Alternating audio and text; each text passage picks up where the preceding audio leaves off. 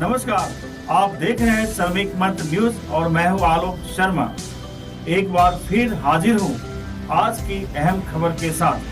दोस्तों, उत्तराखंड की खूबसूरत वादियों में बसे एक आलीशान रिजॉर्ट के बारे में आप जरा सोचिए, जहां जिस फरोशी का धंधा जोरों पर चल रहा था। एक ऐसी जगह जहां किसी को शक तक नहीं हुआ और बदनामी का तो कोई डर भी नहीं था। जी हाँ, यह गैर कानूनी धंधा उत्तराखंड के सबसे मशहूर टूरिस्ट डेस्टिनेशन में से एक जिम कॉर्बेट के एक रिजॉर्ट में बहुत ही सुनियोजित तरीके से चलाया जा रहा था। जिस फरोशी के धंधे के इंतजाम बड़े पैमाने पर किए गए थे, जैसे कोई बहुत बड़ा जिस फरोशी का इवेंट हो। इतना ही नहीं, इस इवेंट के लिए दिल्ली और उत्तर प्रदेश जैसी जगहों से 55 से भी अधिक खास मेहमानों को बुलाया गया था और उनके लिए अश्लील डांस से लेकर उनकी पसंद की जिस फरोशी महिलाएं उपलब्ध कराने तक का इंतजाम किया गया था।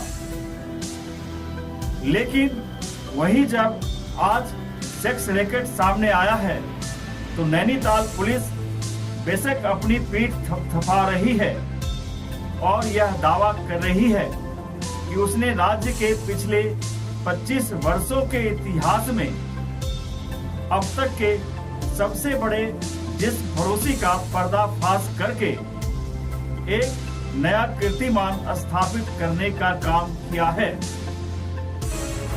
राज्य का अब तक का इतिहास का सबसे बड़ा, इस साल का सबसे बड़ा देह व्यापार, सेक्स रैकेट और डांस जो होता है ना, सेक्स रैकेट का देह व्यापार का जो है एक भांडाफोड़ हुआ है। हमें एक सटीक सूचना मिली थी कि रामनगर क्षेत्र में एक पूरा रिजॉर्ट को ग्रुप बुकिंग करके आए हैं लोग।